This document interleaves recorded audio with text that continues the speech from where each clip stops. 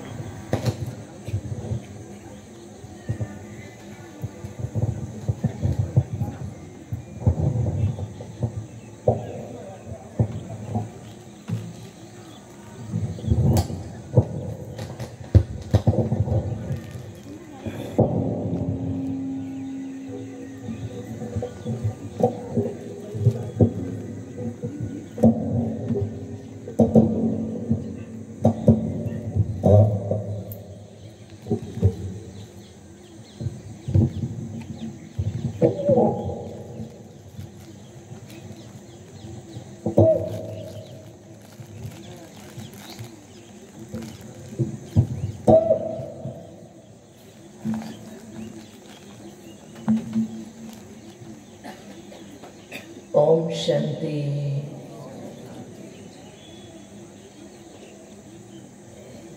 गीता ज्ञानदाता सर्वेश्वर सर्वलोक महेश्वर परमपिता परमात्मा की याद में हम आप सभी आज तीसरे दिन पर चौथा सेशन में बैठे हैं। परमात्मा ने गीता ज्ञान मनुष्यात्माओं के वर्तमान भविष्य दोनों को सुधारने संवारने के लिए दिया था। मनुष्यात्मा जिसने अपने देहाभिमान के कारण अपने स्वरूप को भूल गया था, स्वरूप को भूलने के कारण देह के भाव में आकर देह को ही मैं समझकर देह भाव के प्रभाव से विकारों के वशीभूत होकर अपनी सुध बुध भूल गया है। जो वर्तमान की परिस्थिति है चारों ओर जो हम देख रहे हैं,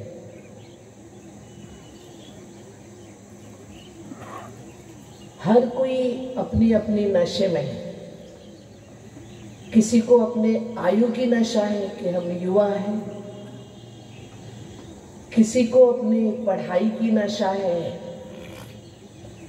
किसी को अपने पैसे की औधे की नशा है, और किसी को अपने अनुभव की नशा है। ऐसी नशा जो मनुष्य को दुर्दशा की ओर ले जा रहा है, क्योंकि ये सारी नशा जो है देह भाव के आधार से उत्पन्न हुई है, जबकि शाश्वत नहीं है। और ऐसे अल्पकालीन नशा के प्रभाव में आकर मनुष्यात्मा दुखी भी हो गया है। जब मैं दुखी होता हूं तो दूसरों को भी दुखी करता हूं, ये पक्का है। जिसके पास जो होगा वो ही देगा। अगर किसी के पास दुख है तो वो दूसरों को सुख नहीं दे सकता। अगर कोई अशांत है तो दूसरों को शांति नहीं दे सकता। दिखावा हम भले कितना भी करें, मुखौटा कितना भी पहन के रखे, नहीं मैं बहुत अच्छा हूं, लेकिन ज्यादा देर तक मुखौटा पहन के नहीं रह सकते। आज की मनुष्य की यही हालात है, मुखौटे का जीवन है बस। सब रिश्तेदारों के, समाज के, बंधु बांधवों के सामने हम दिखा रहे नहीं, आई एम ऑल राइट, मैं बहुत अच्छा हूं, लेकिन अंदर से अच्छा नहीं है, क्योंकि सच्चा भी नहीं है। हम दूसरों से कितना भी भले ही झूठ बोले, लेकिन अपने से तो नहीं बोल सकते ना, क्योंकि अपने अंदर की हालात खुद को तो पता ही रहता है कैसे है, क्या है। इसलिए जब तक हम अपने को नहीं यथार्थ पहचानेंगे, हिंदी के दो शब्द है, जानना और समझना।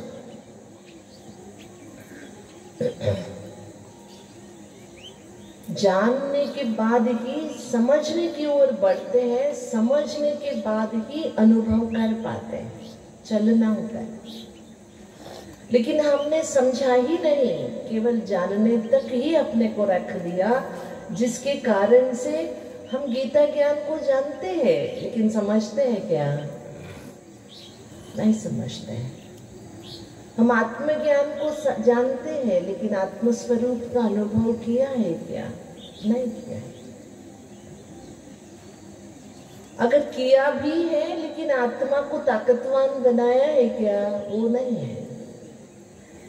क्योंकि देखिए आजकल दुनिया में बहुत लोगों को विटामिन डी की कमी हो रही है, जिसके कारण बहुत सारी बीमारियां फैल रही है। विटामिन डी कब मिलता है? सूरज की सवेरे की रोशनी से, है ना। क्योंकि आजकल लोग देर से सोते हैं, देर से उठते हैं, 11-12 बजे, और सारी चीजें आर्टिफिशियल ले सकते, लेकिन विटामिन डी लेने के लिए सूरज के सवेरे की रोशनी ही जरूरी है, जिसको कईयों ने देखा ही नहीं है। क्योंकि जिसका आंख 10 बजे खुलता है, 12 बजे खुलता है, उनको विटामिन डी कैसे मिलेगी? जब तक वो सूरज से रूबरू नहीं होंगे, सूरज के सामने ही नहीं आएंगे, सूरज की रोशनी में ही नहीं रहेंगे, उनको विटामिन डी कैसे मिलेगी? बताइए। ठीक है, पहले जमाने के लोग वॉकिंग नहीं जाते थे, जिम कसरत नहीं करते थे, लेकिन सवेरे सवेरे उठकर अपने घर के आंगन की झाड़ू लगाते जरूर थे। बड़ा आंगन होता था, झाड़ू लगाते थे आधे पौने घंटे, सूरज की रोशनी भी मिल जाती थी, शरीर के लिए व्यायाम भी हो जाता था। क्योंकि झुककर, बैठकर, है ना, हाथ भी हिलाते थे, पैर भी हिलाते थे, जो आर्टिफिशियल हिलाना नहीं पड़ता था, काम के काम भी हो जाते थे और एक्सरसाइज भी हो जाता था। हम देर रात तक खाते पीते हैं, जबकि सोने का समय है। जब उठने का समय है तब सो जाते हैं।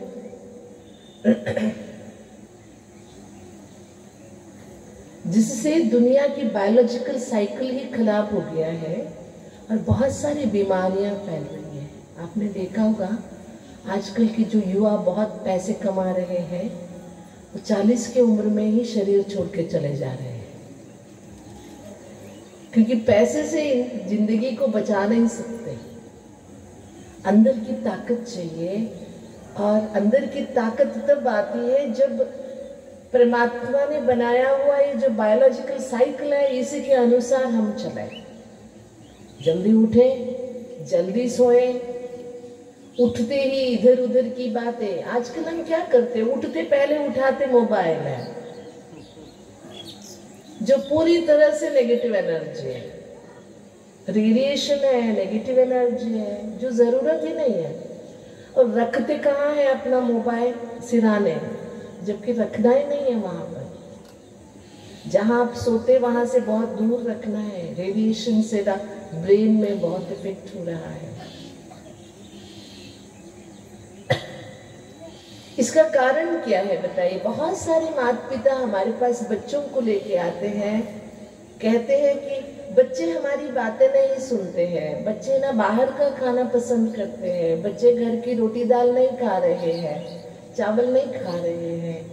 कारण क्या है बताइए? मैं उन माता पिता से पूछती हूँ, जब बच्चा पेट में था तो आपने क्या खाया था?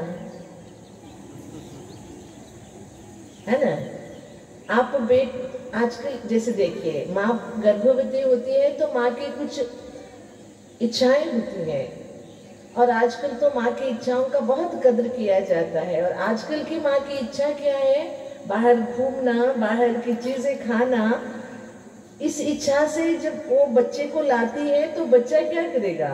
आपने 1-2 बार पानी पूरी खाई होगी, बर्गर पिज्जा खाया होगा, बच्चा जिंदगी भर वही खाएगा। तो कहाँ आया संस्कार? कहाँ से आया?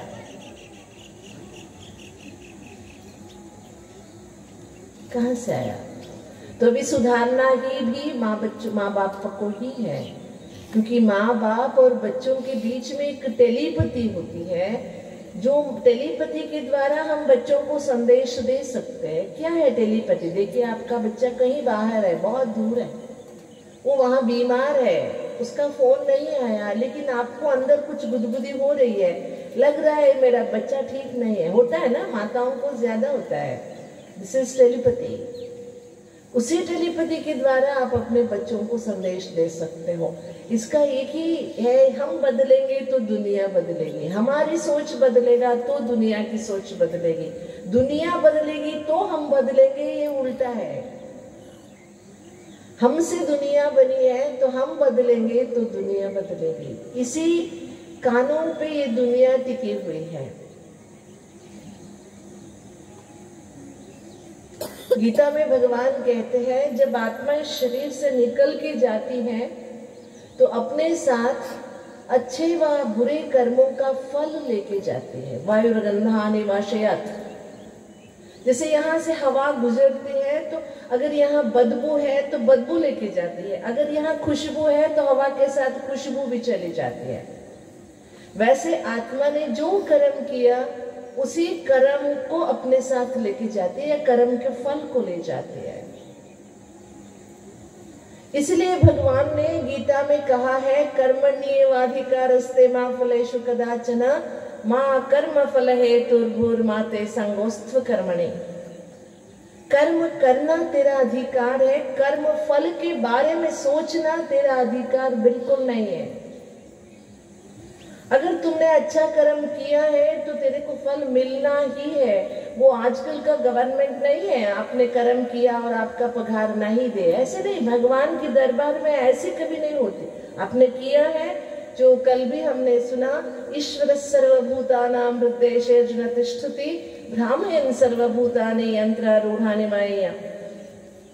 ये दुनिया व्यवस्थित रूप से चले, ये भगवान पूरी तरह से इसका देखभाल करता है। जैसे देखिए, कोई सॉफ्टवेयर डेवलपर है ना, आजकल दुनिया में सॉफ्टवेयर हार्डवेयर की बातें होती है। कोई सॉफ्टवेयर डेवलपर है, उसने एक बार एक सॉफ्टवेयर डेवलप कर दिया, उस सॉफ्टवेयर को उसने सिस्टम में डाल दिया, बाद में वो बीच बीच में इंटरफेयर नहीं करेगा, जिसने वो जो सॉफ्टवेयर बनाए है उसके अनुसार, जैसे कि टैली है कुछ है, उसके अनुसार चलता रहता है वो बस। इसी तरह परमात्मा ने इस दुनिया का एक इटर्नल इमॉर्टल सॉफ्टवेयर डेवलप किया हुआ है, अनादि और अविनाशी सॉफ्टवेयर है। जैसा कर्म वैसा फल, जितना कर्म उतना फल, जैसी सोच वैसी जीवन।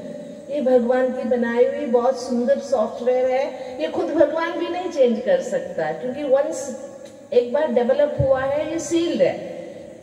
लेकिन उसी अनुसार दुनिया चले, इसका देखभाल खुद भगवान करता है। जबकि हमने कल परमात्मा का परिचय सुना, उसमें परमात्मा कहते हैं अनुशासिताराम, कविम पुराणम अनुशासिताराम। ये दुनिया अच्छी तरह से अनुशासन में चले, इसकी व्यवस्था भी वो खुद देखता है। इसलिए आजकल हम देखते हैं जब रिजल्ट का दिन होता है तो हनुमान के मंदिर में ना बहुत लंबी लाइन लगी हुई रहती है कि हर कोई बच्चा, माता पिता वहां पहुंचते कि मेरे बच्चे के अच्छे रिजल्ट आए, अच्छे मार्क्स आए। बताइए, अच्छा पढ़ा नहीं है, अच्छा लिखा नहीं है, तो रिजल्ट कैसे अच्छा निकलेगा? भगवान कोई जादू कर देगा, आपकी मार्कशीट में बदलाव कर देगा? नहीं होना है। अगर आपको भगवान को याद करना है तो परीक्षा लिखते समय, पढ़ते समय, तैयारी करते समय भगवान को साथ रखिए। मैं आपको एक छोटा सा उदाहरण सुनाती हूँ। भगवान की याद हमारे कर्म करने की जो कुशलता को कैसे बढ़ा देता है, मेरे ही जीवन की है ना। मैंने ब्रह्मा कुमारी के संपर्क में 8वीं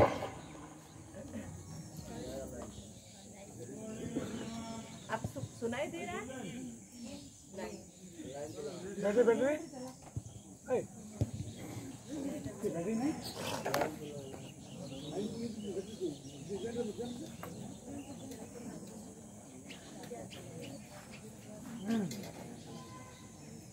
दसवीं का परीक्षा बहुत इम्पोर्टेंट था। 10वीं में जो मार्क्स मिलता था उसी के आधार में हमारी नौकरी या जो भी आजकल 12वीं पे टिका हुआ है सबका, लेकिन हमारे समय में 10वीं इम्पोर्टेंट थी, 12वीं नहीं। मैं आपको बताऊं, बचपन से मुझे हिस्ट्री पसंद नहीं थी पढ़ाई में। क्यों पसंद नहीं थी कि हिस्ट्री में ना अकबर का जन्म कब हुआ, औरंगजेब कब आया, कब मरा, ये सभी ईस्वी रखना, याद रखना पड़ता है, फलाने डेट में फलाने। अरे मैं अपना जन्मदिन ही भूल जाती थी, उनका क्यों याद रखूं? मुझे बहुत मुश्किल लगता था। फलाना कब आया, फलाना कब मरा, फलाना कब गद्दी पर बैठा, फलाने की शादी कब हुई, पानीपत का युद्ध कब हुआ, पहला युद्ध कब हुआ, दूसरा युद्ध कब हुआ, ये सब याद रखना है ना हिस्ट्री में। लेकिन याद रखिए, जिंदगी में जिसमें हम कमजोर होते हैं उसी की परीक्षा हमें फेस करना पड़ता है। इसलिए स्कूल हो या जीवन, जिसमें हम कमजोर हैं उसी पे हमें ध्यान देना है, उसे शक्तिशाली बनाना पड़ता है। लेकिन ज्यादातर हम क्या करते हैं, जो कमजोर है या जिसमें इंटरेस्ट नहीं है उसको हम बाजू कर देते हैं, और बाद में वही हमारे लिए बहुत बड़ी मुसीबत या विघ्न बन के हमारे सामने आ जाता है। ऐसे ही हुआ। और सब विषय में मुझे 90s अबोव मार्क्स मिलता था, सभी विषय में। मैथ्स में तो 100 आउट ऑफ 100 मिलता था, लेकिन एक ही थी ज्योग्राफी या सोशल जिसको हम कहते हैं, उसमें हिस्ट्री वीक थी, सिविक्स पसंद नहीं था, जिसके कारण 60, 62 से ज्यादा नहीं मिलता था, जिसके कारण एवरेज कम हो जाता था ऑटोमेटिकली। 10वीं की परीक्षा लिख रहे थे, बोर्ड एग्जाम था, सोशल था उस दिन, 100 मार्क्स का होता है, 3 घंटे की परीक्षा लिखनी है। शुरू हो गया परीक्षा, हम लिखने शुरू कर दिए, 1 घंटा बीत गया। उसके बाद मैंने पन्ना पलट के देखा कि फर्स्ट क्वेश्चन का आंसर याद आया। मैंने सोचा अभी लिख लेती हूँ, तो पन्ना पलटा तो क्वेश्चन पेपर में मैंने देखा वो एग्जाम जो क्वेश्चन पेपर था वो मेरा है नहीं। एग्जाम हॉल में रिपीटर्स भी बैठे होते हैं, रिपीटर्स माना जो पिछले साल फेल हुए होते हैं वो भी बैठे होते हैं। हम फ्रेशर्स हैं, वो रिपीटर्स हैं। वो जो रिपीटर्स के लिए सिलेबस पुराना था, हमारा नया सिलेबस था। तो उनके एग्जाम पेपर अलग और हमारे एग्जाम पेपर अलग थे। सब्जेक्ट तो एक जैसी होती है ना, इसलिए पहले मुझे समझ में नहीं आया, लेकिन जब मैंने ऊपर देखा तो उसमें लिखा था दिस इज फॉर रिपीटर्स। 1 घंटा मैंने जिस पे लिखा था वो वेस्ट गया। देखिए, पहले से वो मेरा कमजोर सब्जेक्ट, दूसरा 1 घंटा चला गया। 3 घंटे में से मैंने उठ के सुपरवाइजर से बोला, सर पेपर चेंज हो गया है। सुपरवाइजर ने खूब डांटा, जबकि उनकी भी गलती थी। उनको पेपर गिनना होता है, कितना दिया, ये सब देखना होता है, लेकिन वो भी ऐसे ही चलते हैं। और लेकिन मेजर गलती तो मेरी थी, एग्जाम मेरा है, लाइफ मेरा है, तो मुझे अटेंशन देना था। बाद में उसका प्रोसीजर होता है, जब चेंज हो गया तो 5 लोग आना चाहिए, मेन सुपरवाइजर आए, साइन करे, दूसरा पेपर दे, ये सब फॉर्मेलिटी होती है। इस सब फॉर्मेलिटी करने में आधा घंटा चला गया, 1.5 घंटा बचा मेरे पास। फिर मेरे भी टीचर आए हुए थे स्कूल के, उन्होंने खूब फटकार लगाया मुझे। मैंने कहा सर बाद में डांट लेना, अभी मुझे पेपर तो दीजिए, मैं नया लिखूं तो सही है। अभी 1.5 घंटा बचा था मेरे पास, 100 मार्क्स का लिखना था, कमजोर सब्जेक्ट था। सोचे एक 15 साल की लड़की के ऊपर क्या गुजरती है, ऐसे होता है तो। लड़की के दिमाग से सोचे क्या करती है लड़कियां, ऐसे होती है तो रोती है या उनको चक्कर आ जाता है, फेंट हो जाती है, ये सब कॉमन है। लेकिन मैंने आपको कहा, मुझे ब्रह्मा कुमारी इसका राजयोग का अभ्यास हो चुका था। मैं भगवान को अपना साथी मानती थी, बचपन ही सही, लेकिन इनोसेंसी में भी इतना विश्वास जरूर था। तो मैंने बाबा, जिसको हम कहते हैं, बाबा से कहा गलती मेरी है, I am sorry for that, please be with me, मेरे साथ रहिए, मैं लिखूंगी, जो भी लिखूंगी आप मेरे साथ रहिए। बस मैंने लिखना शुरू किया और मैंने हैंडराइटिंग नहीं देखा, कुछ नहीं, लिखना, बस लिखना है। और सर से रिक्वेस्ट किया, सर सभी का पेपर कलेक्शन, 50 लोग बैठे होते हैं, मैंने कहा सभी का कलेक्शन करने के बाद मेरे पास आना, 5 मिनट ज्यादा मिलेगा मुझे। बेल होने के बाद कलेक्शन शुरू होता है, तो मेरे पास आने तक 5 मिनट तो बच जाता है। तो लिखा, लेकिन जब तक रिजल्ट आए, बोर्ड एग्जाम का रिजल्ट देरी से आता है, जब तक रिजल्ट आए ना, रोज घर में भी मेरी ना पूजा होती थी, डांट पड़ते थे कि इस बार तेरे को अंडा गारंटी, तू ना पास भी नहीं होने वाली है। और सर भी डांटते थे सब। मैंने कहा जो होगा देखा जाएगा, अब तो कुछ कर नहीं सकते, लिखना जो था लिख लिया। लेकिन मुझे अंदर से लग रहा था मेरा अच्छा ही होगा। सच कहती हूँ, first time in my life social में मुझे 75 मार्क्स आए, जिसमें 60-62 से ज्यादा आता ही नहीं था। समय लेके लिखी तो भी 1.5 घंटा बीत गया, 1.5 घंटे में लिखा 100 मार्क्स का, तो भी कैसे हुआ? भगवान ने मिराकल नहीं किया, लेकिन जो भगवान कहते हैं हिम्मत मर्दे मत दे खुदा, अगर आप हिम्मत रखोगे तो भगवान आपका साथ देगा। और यहाँ पर मैं आपको ये पक्का कराना इसलिए जरूरी समझती हूँ, आत्मविश्वास के साथ अगर भगवान की याद हो, उसी की रिजल्ट अच्छी होती है। कर्म हमारा अच्छा हो, सोच हमारा अच्छा हो और भगवान का हमारा साथ हो, तो हम यश को पाते हैं, सफलता को पाते हैं। ये तो इतना पक्का हो गया कि भगवान मेरे साथी जरूर है, क्योंकि मैंने किसी को कोसा नहीं, ना सुपरवाइजर को कोसा, ना किसी को। मैंने अपनी गलती स्वीकार कर लिया, ये मिस्टेक इज माइन, मुझे देखना था, गलती मेरी से हो गई है, आई एम एक्सेप्टेड। और उसके बाद सॉरी कहा, इमीडिएटली मैंने कहा बाबा मेरे साथ रहना, मैं लिखती जाऊंगी बस। ये क्यों कह रही हूँ, इंपॉर्टेंट क्या है? देखिए, 10वीं का एग्जाम हो, डिग्री का एग्जाम हो, मास्टर्स का एग्जाम हो, जिंदगी के एग्जाम के सामने वो एग्जाम्स कुछ भी नहीं है। जब हम वो एग्जाम फेस करते हैं तो लगता है बहुत बड़ी एग्जाम फेस कर लिया, लेकिन जिंदगी में जो रोज नए नए एग्जाम्स आते हैं हमारे पास, इनको जो एग्जाम आया वो मेरे पास नहीं आएगा, मेरा नया ही एग्जाम होगा। और आज जो एग्जाम पास किया वो कल नहीं आएगा, नया रूप में आएगा। ऐसे फेस करने के लिए भगवान ने जो कर्मयोग सिखाया, जिस कर्मयोग की बातें गीता में होती हैं, कर्मयोग को अगर हम अपना बना लेते हैं, मैं आपको एक बात सुनाऊं, हमारे कर्नाटक के सेक्रेटरिएट में बेंगलुरु में विधानसौधा कहते हैं, वहां बहुत बड़े बड़े अक्षरों में लिखा हुआ है कि सरकारी काम भगवान का काम है। एंट्रेंस में ही लिखा हुआ है मोटे मोटे अक्षर में, कन्नड़ में लिखा है सरकारी केलस देवर केलस, मना भगवान का काम है। एक बार क्या हुआ, हमारी संस्था का एक फाइल गया हुआ था बैंगलोर, मैं जाके अंडर सेक्रेटरी के टेबल पे था, मैं जाके मिल के आई, सर हमारी संस्था का जरूरत की है, आप जल्दी पास कर दीजिए। अंडर सेक्रेटरी से गांव तक आने में कम से कम 1 साल तो लग जाता है, अगर ठीक ठीक चले तो। 1 महीना बीत गया, 2 महीना बीत गया, 2 बार जाके आए ऑफिस में, जिस क्लर्क के टेबल पे था वहीं पर पड़ा हुआ था, हिला भी नहीं हुआ। आपको पता है फाइल कैसे हिलते हैं, उसको पहिए लगने चाहिए तब हिलते हैं, लेकिन हम तो पहिए लगाते नहीं है तो वो हिलेगा कैसे। 3 महीना बीत गया, फिर मैं फिर से गई साहब से मिलने, वो एक आईएएस अफसर थे, उनसे मैं मिली, मैंने कहा सर हमारा इम्पोर्टेंट फाइल है, मैंने कहा था अब तक 3 महीना हो गया, आप इधर से उधर, एक ऑफिस में 10 टेबल में जाना है, उसके बाद सेक्रेटरी के साथ पास जाना है, उसके बाद फिर नीचे आना है, कितना लंबा प्रोसेस है, आप ऐसे क्यों कर रहे हैं। बाहर इतने मोटे मोटे अक्षर में लिखे हैं सरकारी काम भगवान का काम है, और अंदर तो काम ही नहीं हो रहा है। तो उन्होंने क्या जवाब दिया पता है, दीदी जो आप कह रहे हो वो सच है, सरकारी काम भगवान का काम है, इसलिए वो ही जाने, उसका काम हम नहीं कर रहे।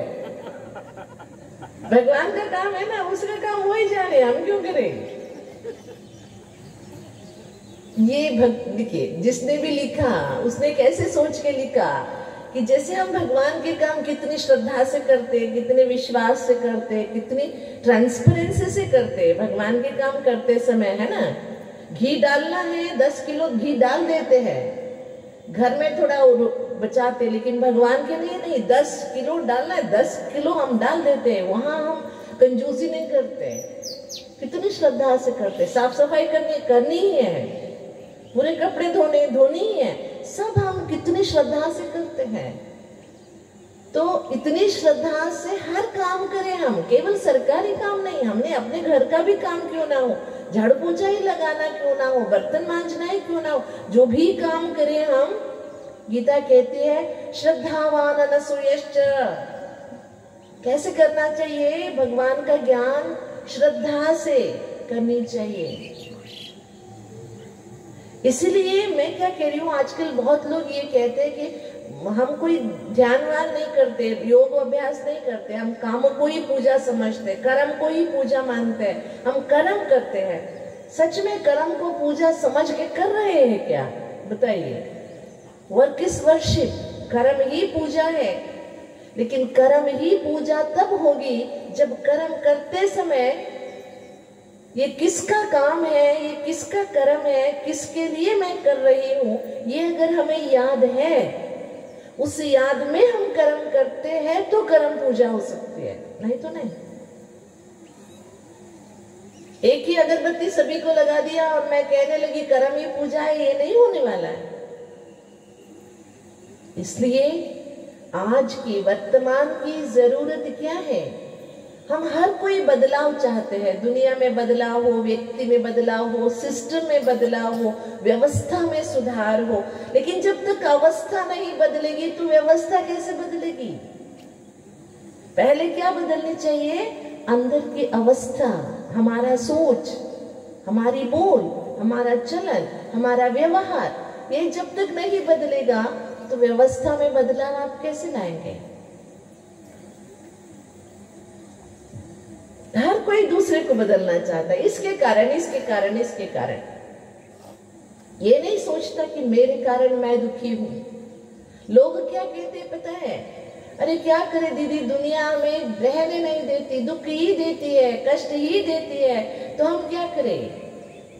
आपसे मेरा एक रिक्वेस्ट है, अभी समझिए हम यहाँ से बाहर जाते, मेन रोड पे कोई मच्छी बेच रहा है, मछली बेची जा रही है, बहुत सस्ते में बेचा जा रहा है। अभी कार्तिक मास चल रहा है, बहुत सारे लोग मच्छी खाने वाले भी नहीं खाते हैं ना, सावन के महीने में, कार्तिक के महीने में नहीं खाते। वो कह रहा है 1 रुपए में इतना सा ताजा ताजा दे रहा हूं, आप खरीद लेंगे? जबको आपको खाना ही नहीं है। वो पुक्कट में दे तो भी लेंगे क्या? नहीं लेंगे, क्योंकि आपको लेना ही नहीं है कि नहीं है? बताइए। ऐसे जब आपको दुख लेना ही नहीं है तो आप लेते क्यों?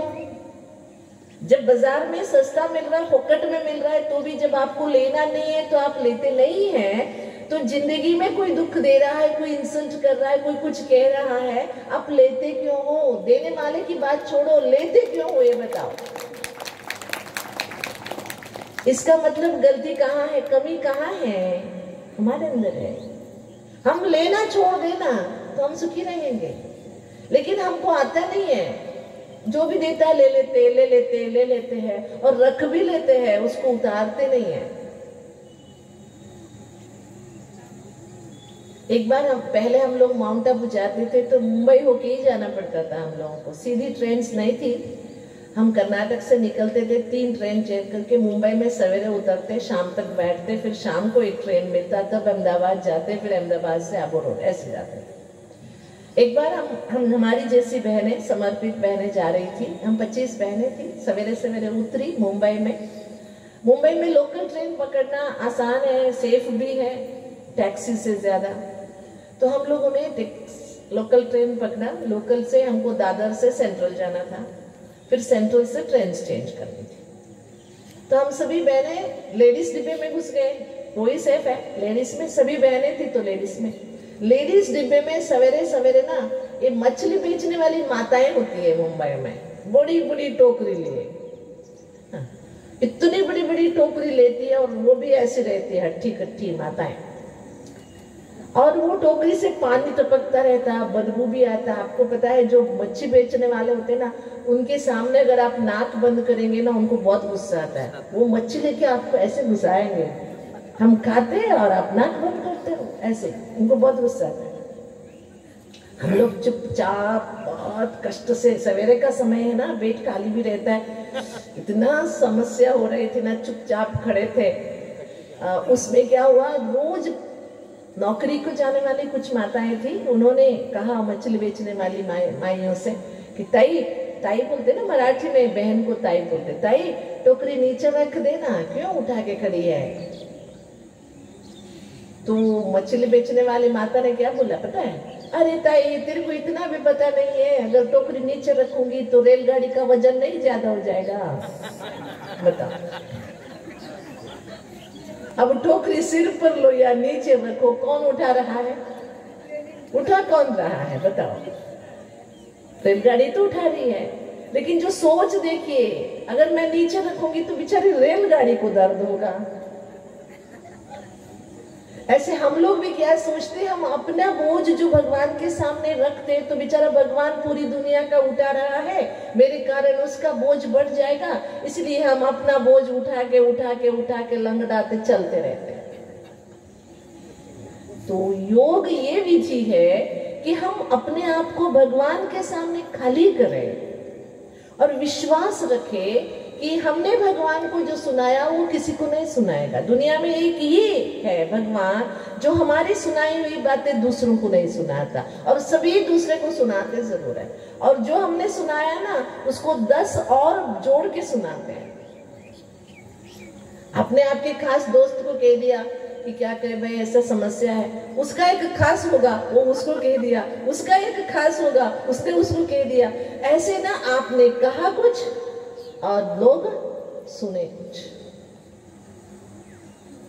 इसलिए योग ऐसी विधि है जो ताकत भी दे, हमें हल्का भी करे, जीने की कला भी सिखाए, और संबंधों को निभाना भी सिखाए, और हमें अंदर से टूटने ना दे, कभी भी टूटने नहीं देगा। क्योंकि योग माना भगवान का साथ है। योग माना क्या है? हम भगवान को साथ रख रहे हैं, वो तो होता ही है, लेकिन हम उसकी महसूस ना करें ना कि वो हमारा साथी है। जैसे सूरज की रोशनी सवेरे सभी के घर तक पहुंच रही है, अगर आपने ना अच्छी तरह से दरवाजा खिड़की बंद करके रखा है तो सूरज की क्या प्रॉब्लम है? प्रॉब्लम तो हमारी है ना, हमने अपने खिड़की दरवाजे बंद करके रखा है। ऐसे भगवान तो हर एक का साथ देगा जरूर, लेकिन लेने के लिए हमें अपने मन बुद्धि की आंखें तो खोलनी पड़ेगी ना। वो योग है जो हम भगवान की ताकत रिसीव करें। जैसे देखिए, आपको पता है ना, हमारे मोबाइल में हम सिग्नल ढूंढते हैं। अगर हमारी मोबाइल की समझो कोई एक ऐसी, हमारी कोई यहाँ पर टावर नहीं है, ऐसा कोई सिम लिया हुआ है हमने, कितना भी ढूंढो आपको सिग्नल मिलेगा ही नहीं, क्योंकि आपका ये जो कनेक्शन है ये वीक है।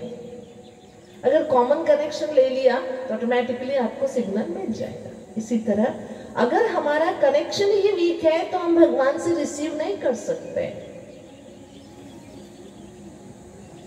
इसलिए गीता एक योग शास्त्र है, और योग में भगवान जो हमें सिखाते हैं उसकी मूल आधार है खुद का और भगवान का साथ। उसके साथ भगवान क्या जोड़ते हैं? अपने स्वभाव, नेचर। देखिए, नेचर एक है स्वभाव, नेचर बाहर की प्रकृति, एक है नेचर शरीर के 5 तत्व। ये तीनों चीजें भगवान ने गीता में बताई है। एक 5 तत्वों के बारे में बताई है, शरीर के 5 तत्व है, बाहर के 5 तत्व है, और आत्मा के स्वभाव है। सच में हम कहते क्या करें, गुस्सा करना मेरा स्वभाव है, मैं चाहता नहीं हूं लेकिन आ जाता है।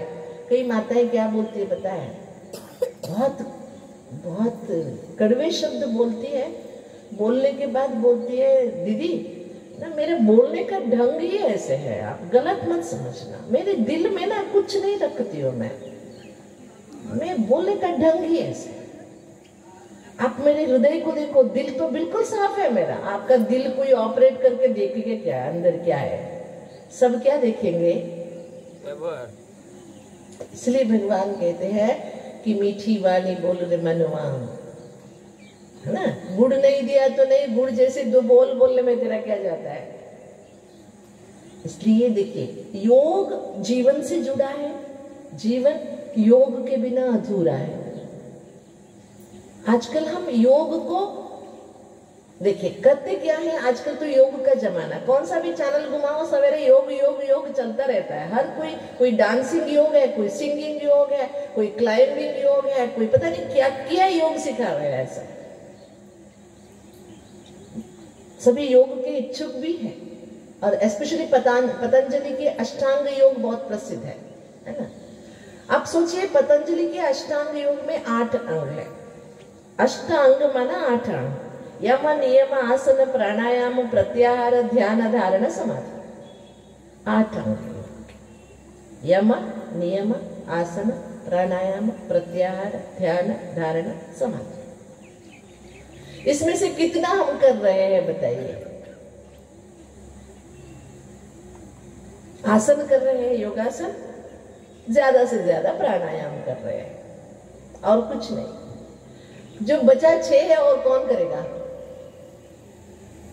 और पतंजलि के योग सूत्र का आधार भी भगवद गीता ही है, क्योंकि दुनिया में एक ही है योग शास्त्र, वो भगवद गीता है, जिसमें स्वयं योगेश्वर भगवान ने योग सिखाया है। उसी के आधार से 8 अंग योग के बने हुए हैं। इसमें 4 अंदर के हैं तो 4 हृदय के हैं। आसन प्राणायाम शरीर से संबंधित है, 4 अंदर के हैं। इसलिए पतंजलि के योग सूत्र के अनुसार योगः चित्त वृत्ति निरोधः, योगः चित्त वृत्ति निरोधः, मन की जो चंचलता है उसे एकाग्र करना, उसका निरोध करना योग है। और आगे चलकर पतंजलि जी कहते हैं, योगः स्वदर्शनाय च न तु प्रदर्शनाय च, योगः स्वदर्शनाय च न तु प्रदर्शनाय च। योग स्वदर्शन के लिए है, ना कि प्रदर्शन के लिए है। लेकिन आजकल योग का प्रदर्शन ही ज्यादा हो रहा है, स्वदर्शन तो हो ही नहीं रहा।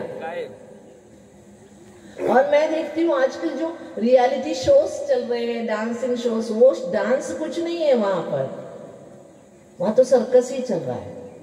कोई डांस कर नहीं रहा है, सर्कस कर रहे हैं सारे। वंडर लगता है क्या क्या करते जा रहे हैं। इसलिए जो भगवान ने बताया उसका इंटरप्रेशन, उसका अर्थ हम गलत निकाल रहे हैं तो सही अर्थ बताने किसको आना पड़ा? भगवान को ही आना पड़ा। कल मैंने कहा था भगवान ने गीता में 2 कंडीशन रखे हैं। एक तो मैंने कल बताया था, यो माम अजम अनादिम च वेत्ति लोकम महेश्वरम असमूढ़ः समर्थेषु सर्व पापैः प्रमुच्यते। जो मुझे अजन्मा अनादि और सर्वलोक का महेश्वर समझकर याद करते हैं वो सर्व पापों से मुक्त हो जाते हैं। इंपॉर्टेंट है, सर्व पापों से मुक्त होने के लिए भगवान को अजन्मा अनादि सर्वलोक का महेश्वर समझ के याद करना जरूरी है। ठीक है। दूसरा कंडीशन, सर्वधर्मान परित्यज्य मामेकम शरणम व्रज अहम त्वा सर्व पापेभ्यो मोक्षयिष्यामि मा शुचा। 18वें अध्याय का है ये। सर्वधर्मान परित्यज्य मामेकम शरणम व्रज, सब धर्मों को त्याग कर मेरी शरण में आ जाओ, मैं तुझे अहम त्वा सर्व पापेभ्यो सर्व पापों से मुक्त कर दूंगा। This is a promise. सर्वधर्म का मतलब दोनों तरह से ले सकते हो। वैसे तो भगवान ने जब गीता सुनाई शायद सर्वधर्म के दोनों विचारों से सुनाया होगा कि जो दुनिया में जीने के लिए मनुष्य ने कई धर्म बनाए हैं, उन धर्मों का भी बाहर रख के आ जाओ। वो सभी बाहरी विधियां हैं, अंदर में कोई धर्म नहीं है। हर कोई इंसान भगवान का बच्चा है। दूसरा, देह से जुड़े कई धर्म हैं, स्त्री धर्म है, पुरुष धर्म है ना। ये सारे भावों को और देह से जुड़े काम क्रोध लोभ मोह अहंकार, इन भावों को त्याग कर मुझे याद करो। जैसे कि मुझे पता नहीं यहाँ करते क्या, दीर्घ दंड नमस्कार न, पूरे शरीर के साष्टांग नमस्कार बोलते, अष्ट अंग जमीन पे लेटा के नमस्कार करते हैं ना, साष्टांग नमस्कार। मतलब पूरी तरह से भगवान के सामने समर्पित होना, ये बहुत इंपॉर्टेंट है।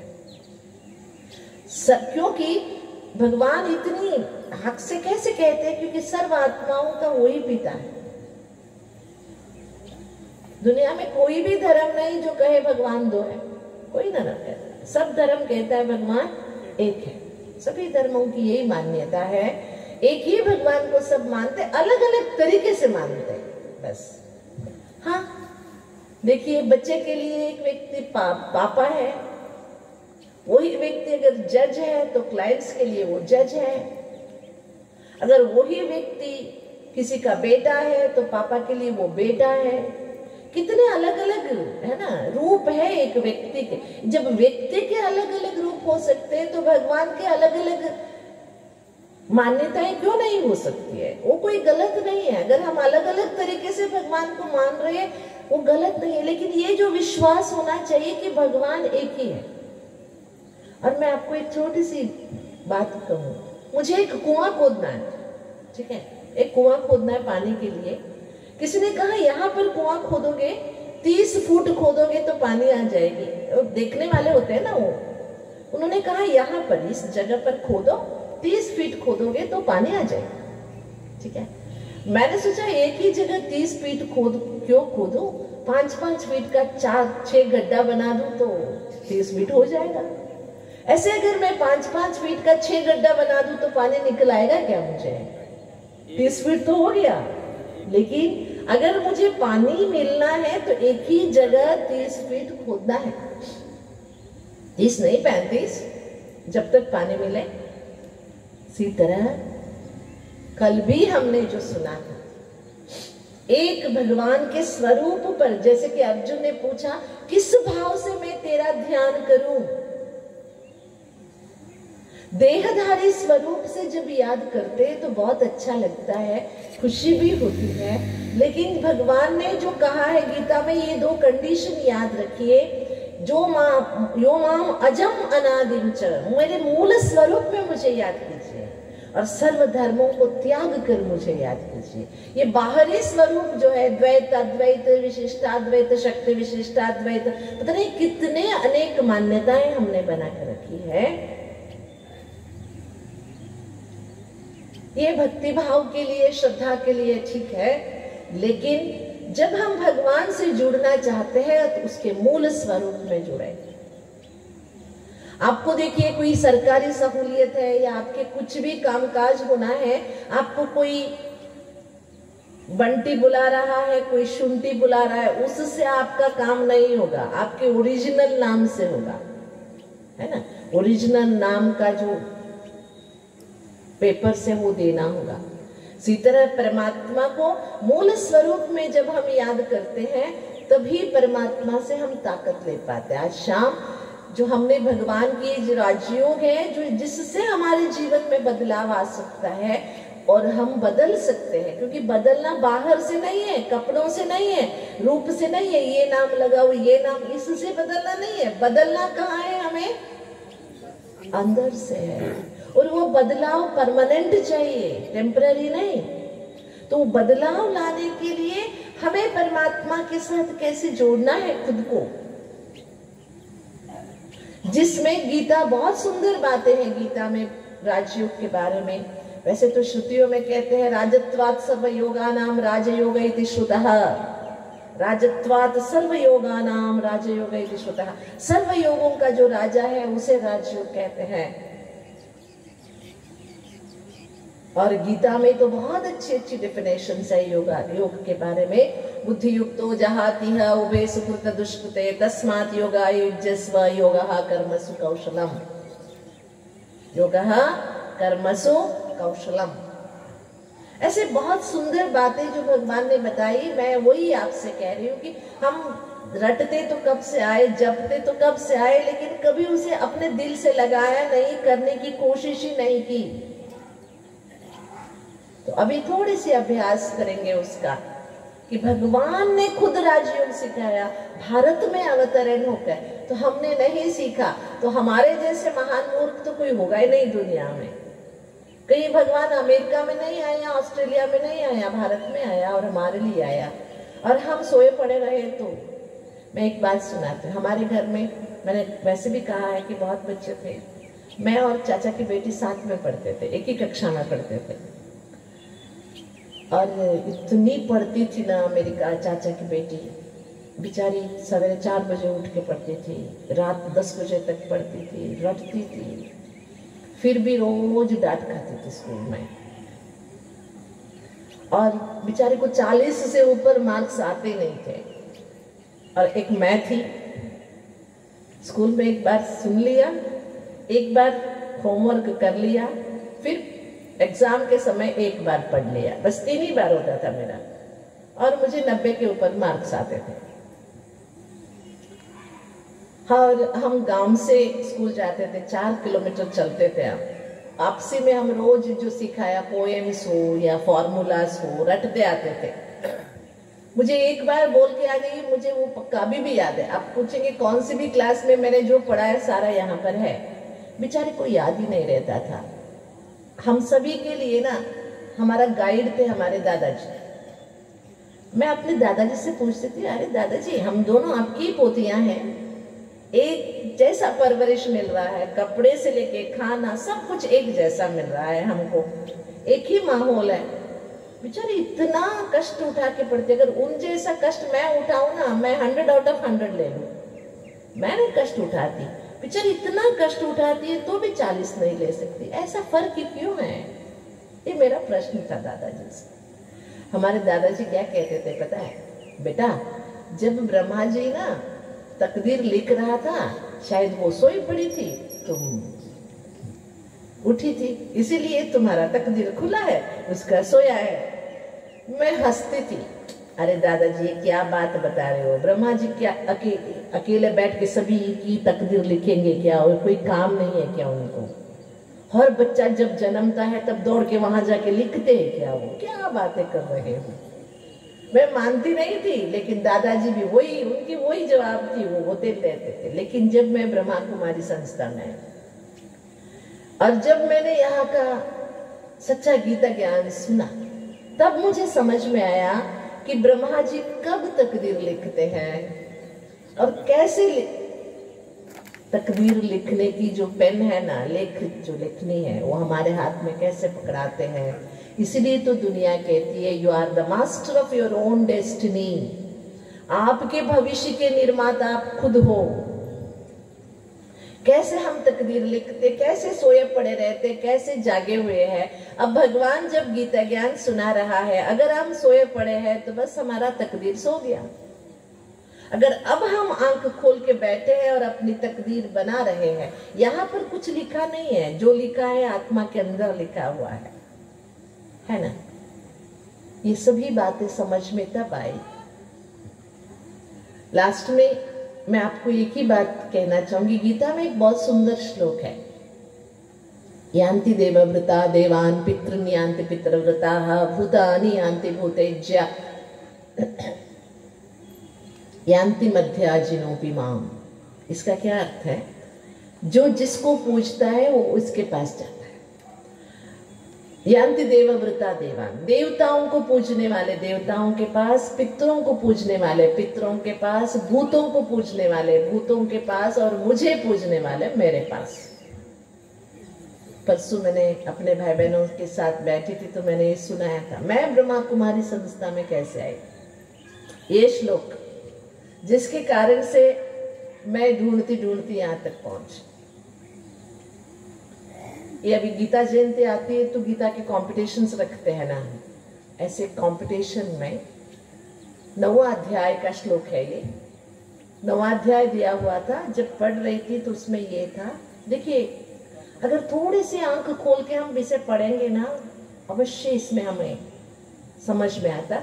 जिसको पूजते उसके पास जाते, देवताओं को पूजने वाले देवताओं के पास, पितरों को पूजने वाले पितृ माना हमारे पूर्वज, भूतों को पूजने वाले भूतों के पास, और मुझे पूजने वाले मेरे पास। वो मुझे कहने वाला कौन है बताइए मुझे? वो ना तो देवता है, ना पितृ है, ना भूत है, तो वो कौन है?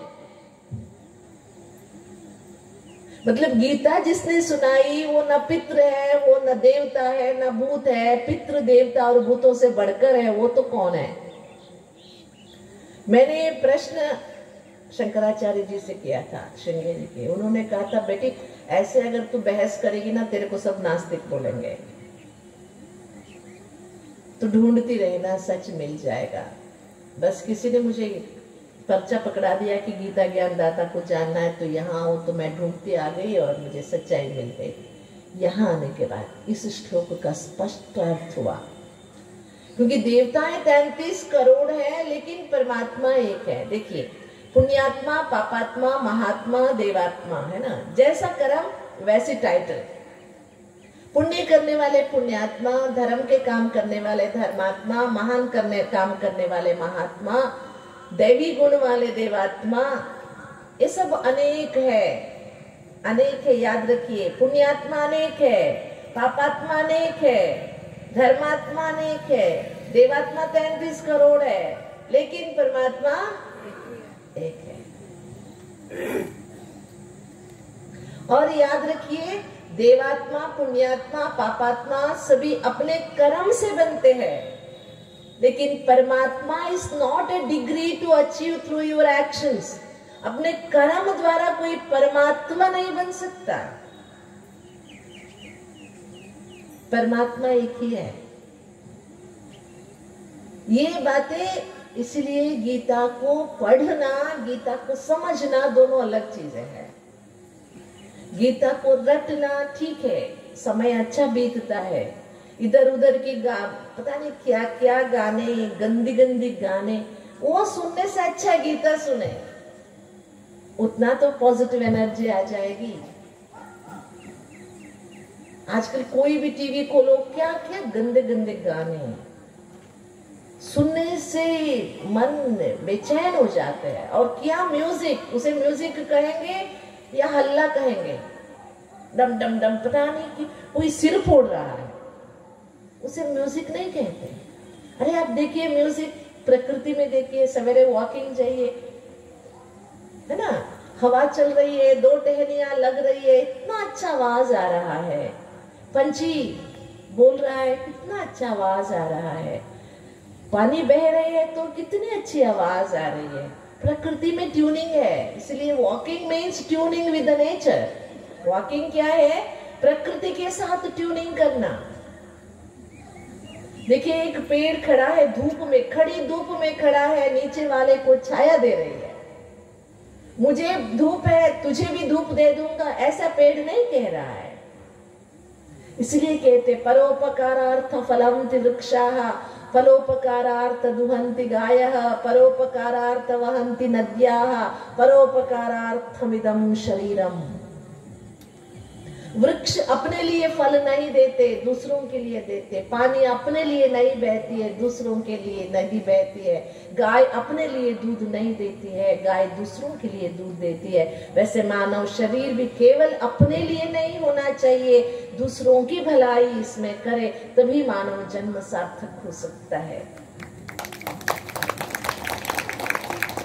आजकल क्या हो रहा है, चाहिए चाहिए चाहिए चाहिए। हमारे वहां एक राजनेता है, उनके घर के कमोड भी सोने का है। बताइए मुझे, जब ईडी ने रेड मारा तो उनके घर की कमोड का काम तो एक ही है ना, वो सोने का हो, चांदी का हो, लोहे का हो, लेकिन बेचारे ने कमोड सोने का बना के रखा। बताइए, जिसके कारण उसको जेल में बैठना पड़ रहा है। हाँ, ये भी अच्छी बात है, फोकट का खाना मिल रहा है, गवर्नमेंट खाना खिला रही है, चेकअप भी हो रही है टाइम टू टाइम। हाँ, हेल्थ चेकअप भी होता है, मरने नहीं देती गवर्नमेंट। मर्सिडीज गाड़ी में भी ले जाता है। लेकिन मैंने सोचा कि इतना भी लोभ किया मनुष्य को। ठीक है, एक दिन खाया, जिंदगी भर के खाने की व्यवस्था कर ली, ये समझ में आता है। बुढ़ापे में कमा नहीं सकेगा, ठीक है, बना के रख दे, लेकिन गारंटी क्या है तेरे कमाया हुआ तुझे मिलेगा? इसकी क्या गारंटी है बताइए? इतना भी लोभी मत बनिए ना। इतना मैं मुझे मेरा करते करते जीवन बीत गया। इसलिए राजयोग वो चीज है जो हमें जीना सिखाता है, दूसरों को जीने देना सिखाता है, और सबके साथ मिलके चलना सिखाता है। जीवन अकेले का नहीं होता है ना, जीवन माना सभी साथी होंगे हमारे, सबके साथ मिलके चलना जीवन है।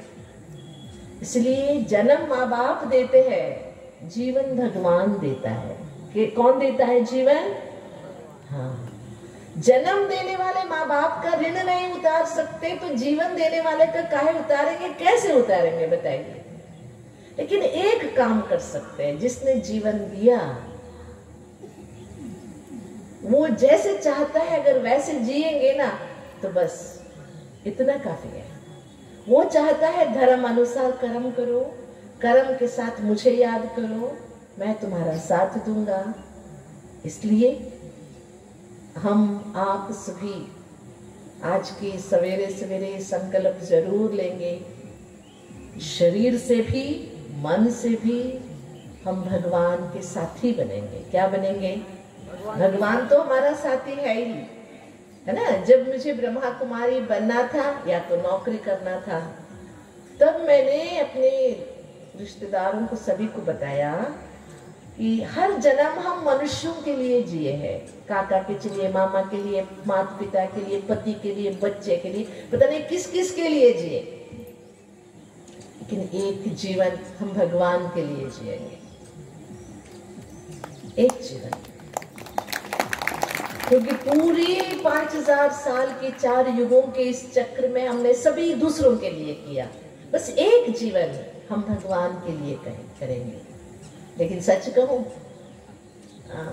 मैं ब्रह्मा कुमारी संस्था में आई तो मुझे पता नहीं था यह संस्था का संभाल करना है, जिम्मेवारियां लेनी है। मैंने सोचा कि पूरे दिन भगवान की याद में ही रहेंगे, ज्ञान ही करेंगे और कुछ नहीं करेंगे।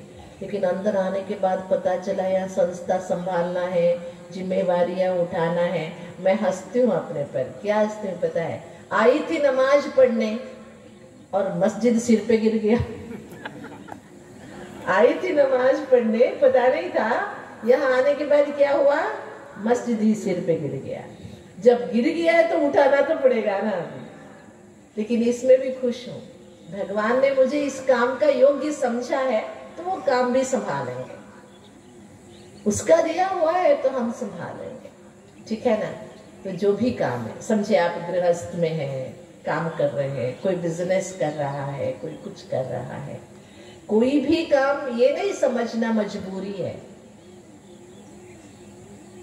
सोचिए भगवान की मिली हुई ड्यूटी है तो प्यार से करेंगे, है ना। ये भगवान की मिली हुई ड्यूटी समझ के करते हैं तो उसमें प्यार होता है। नहीं तो माताएं, सच बताइए कितनी माताएं जो प्यार से खाना बनाती है, गुस्से से तो नहीं बनाती। क्या क्यों हम स्त्री शरीर ले लिया, रोज खाना ही बनाना है, कि देखिए क्या काम करना है। और एक बात बहुत इंपॉर्टेंट है ना, आप कैसे भी खाना बना के खिलाओ, घर वाले आपके खाने की कभी तारीफ नहीं करेंगे, दूसरे घर के खाने की तारीफ जरूर करेंगे। यही होता है ना। अरे हम उनके घर गए थे, कितनी अच्छी कढ़ी बनी थी पता है, तब इनको यहाँ गुस्सा आता, रोज वही जाओ ना, खा के आओ, हमारे घर पे क्यों आए। ऐसे होता है। लेकिन याद रखना, हर एक भगवान कहते हैं पहले पेटोबा बाद में विठोबा। विठोबा माना विठल, है ना। पहले पेट शांत है तो भगवान को याद कर सकते, खाली पेट में भगवान को याद करना इतना आसान है नहीं।